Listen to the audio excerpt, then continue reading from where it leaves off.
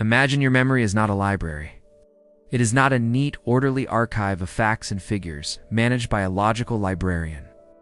Imagine instead that your memory is a vast and sometimes chaotic art gallery. And the curator of this gallery is not a librarian. It is a dramatic, emotional, and slightly eccentric artist. This artist doesn't care about what is important in the way you think of it. They don't care about the date of your meeting or the name of your new colleague. The artist cares about what is beautiful, what is shocking, what is heartbreaking, and what is strange. They will hang a giant, vivid painting of the pattern on the wallpaper in a room where you received bad news. ... But leave the canvas where the actual words were spoken completely blank. They will dedicate an entire wing to the lyrics of a song you heard on the radio when you were 15. ... But misplace the memo about what you needed to buy at the grocery store today. If you have ever felt frustrated with your own mind, if you've ever wondered why your memory feels so brilliant and so broken at the exact same time, ... This is for you, because your memory is not failing you. You have just been trying to understand an art gallery using the rules of a library. Let's start with the fundamental truth. Your brain does not save memories based on what you consciously think is important. It saves memories based on two main criteria: emotional charge and association. First, let's talk about emotion. Emotion is the highlighter pen of the brain. Deep in your mind, your amygdala, the emotional alarm center, works hand in hand with your hippocampus, the memory formation center. When an experience is emotionally neutral, the amygdala is quiet. The hippocampus might flag the memory as short-term storage, and it will likely fade away. But when an experience has a strong emotional charge, fear, joy, surprise, shame, love, the amygdala lights up. It screams to the hippocampus, this is important. Save this with everything you've got. This is crucial for our survival.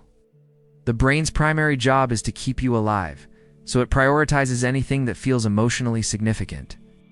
This is why you remember the unimportant details of a highly emotional moment. You don't remember the color of the doctor's shirt, because the shirt was important. You remember it because in that moment of fear and uncertainty, your brain's emotional highlighter pen was coloring over everything in the room. The mundane detail of the shirt became fused with the high-stakes emotion of the moment. It is a package deal. The second criteria is association.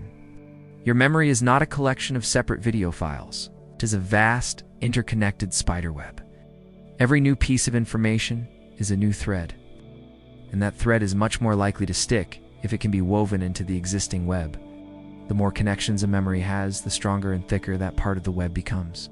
You remember the lyrics to that old song because you heard it 100 times on the radio, at parties with friends. You sang it in your car.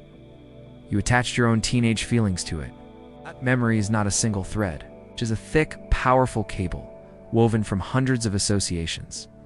The thing you forgot from this morning's meeting? It was a single, thin, and isolated thread with nothing to stick to. Your brain, the efficient artist, saw no reason to weave it into the tapestry. Now, let's talk about what happens when this system is put under extreme stress. What happens during and after trauma? This is where the art gallery can start to feel like a haunted house. During a traumatic experience, your brain goes into pure survival mode. The prefrontal cortex, the logical storytelling part of your brain, can go partially offline. The hippocampus, the librarian responsible for creating a neat linear story, also gets suppressed. But the amygdala, the emotional alarm, is screaming at maximum volume. What does this mean for your memory? It means your brain does not record a coherent story. It cannot. It records fragments. Sensory snapshots that were stamped with the highest possible emotional charge. The sound of the screeching tires, the pattern of the floor tiles, smell of rain on hot pavement, the specific color of a jacket.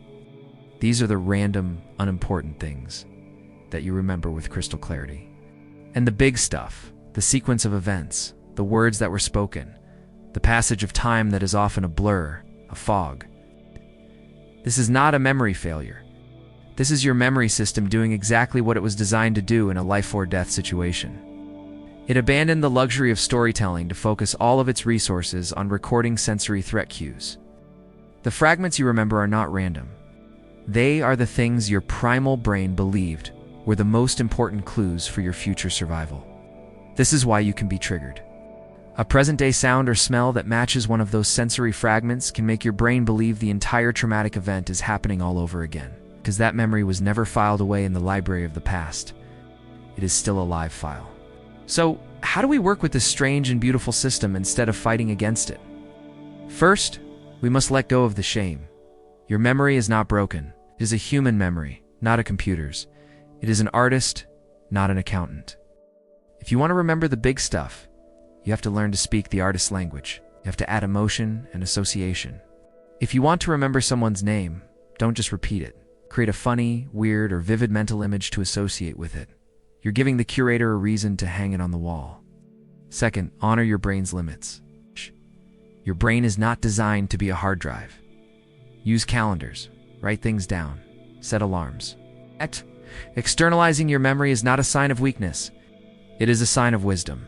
Frees up your brain's precious energy to do what it does best. Dream, create, and make intuitive connections. And for the traumatic memories, the fragments, the haunted rooms in the gallery, ... The path to healing is about gently and safely creating a story. Often with the help of a therapist, you can begin to take those sensory fragments, ... and slowly, patiently, weave them back into a coherent narrative. A story with a beginning, a middle, and most importantly, an end. The act of creating a story helps the hippocampus finally do its job. It allows it to take that live memory, put a timestamp on it, file it away in the library of the past, where it can no longer leap out and hijack your present. Your memory is not a machine. It is a deeply personal, ever-shifting tapestry of your life. It is a testament to what you have loved, what you have feared, and what you have survived. It is not broken. It is a work of art. If this video was helpful for you, please show your support by clicking the like button. To continue exploring the beautiful, complex landscape of the mind, subscribe to the channel and turn on the notifications. And if you know someone who gets frustrated with their own memory, please share this video. It might help them see that their mind is not a flawed machine, but a masterpiece in progress. Thank you for watching. Be kind to your inner artist.